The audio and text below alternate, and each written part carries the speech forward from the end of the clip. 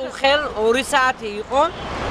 მოვიდა პატრული, 1:30 კაცი მაინც იქნებოდა, თავის კამერით, ერთი კამერა იყო და მითხრეს ქალბატონო უკანონობით იმიტომ რომ ზიხარო რეზიდენციის წინო,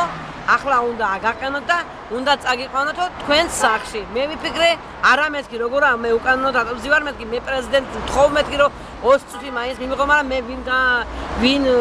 მიყურა, ამიყვანეს ძალადობით, ჩაქვსეს გოგოს ეძინა, გამოა ბავშვმა ამ ხმაურზე გამოიღვიძა, ის გოგოც ჩამოათრიეს შიგნით, მერე მამიდაშვილი ნუნუც და როინის იქ იყო ჩემთან მოიყვანეს ზუგდიდის პროკურატურა რომ ჩემთან მოიყვანეს ნუნუ და ის რომ მოვიდა უცბად პატრული დამესია უცბად იცოდნენ რომ ის უნდა მოსულიყავი იქ ყოფილია ჩვენი პროკურორის მანქანა კიდე მაგრამ მე არ მინახია რომ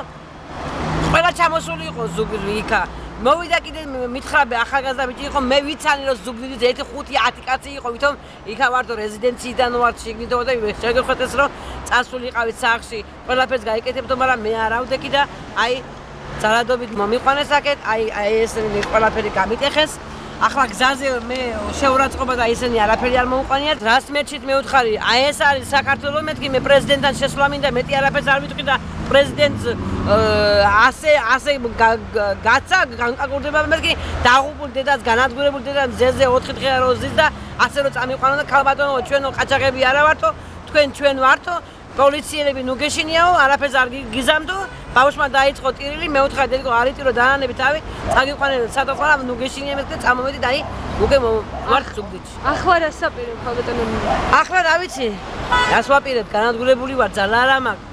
არაფერი არ მაქვს ამას უნდა დავაგდე და მე მითხრეს რომ ის არისო მოსული ექსპერტი რომ მანქანამ დაეჯახა თეთრი მანქანაა ჯერ შენ არ უთქვიეთ ესე გავიგე რომ ექსპერტი არისო მოსული